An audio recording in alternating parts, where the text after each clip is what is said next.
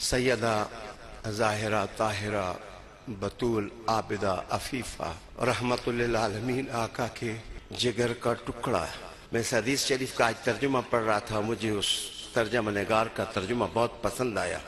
اس نے بدعۃ منی کا ترجمہ جگر کا ٹکڑا نہیں کیا، اس نے کہا پارہ جان،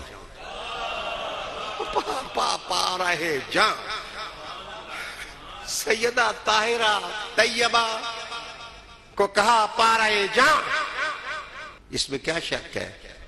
معاف کرنا، محبت کا ترازو اور ہوتا ہے اور سبزی فروش کا ترازو اور ہوتا ہے، عدالت کا ترازو اور ہوتا ہے اور اخروٹ فروش کا ترازو اور ہوتا ہے۔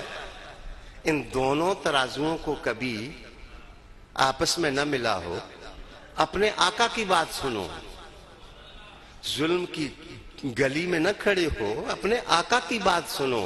حضور کہتے ہیں فاطمہ میرا پارہ جاں ہے، میرا پارہ جاں ہے، پارہ جاں۔ اہل علم سلام تم کو، تمہارے فتوے کو سلام کرنے لگا ہوں، سلام کرنے لگا ہوں تمہارے علم کی تحقیق اور تمہارے راہوار شوق کو سلام کرنے لگا ہوں کہ تم نے کہا کہ حضور رحمت عالم کا بدن مبارک مدینہ کی جس مٹی کے ساتھ لگا ہوا ہے وہ مٹی عرش معلی سے افضل ہے۔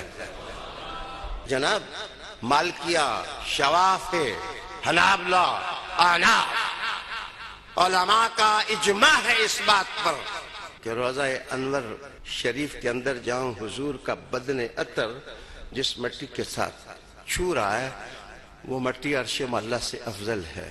میں مفتی نہیں، میں فتویٰ نہیں دیتا، جو مٹی حضور کے بدن کو وصال کے بعد چھوئے وہ عرش معلی سے بھی افضل ہے۔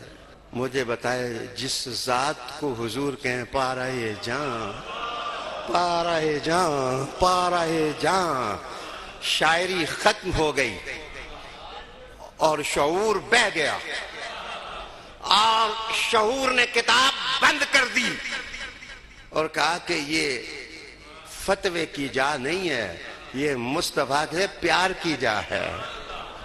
پارہ جاں سیدہ فاطمہ زہرا بطول، حضور کے جگر کا ٹکڑا، حضور کا پارہ جاں، صاحب حل عطا کی بانو،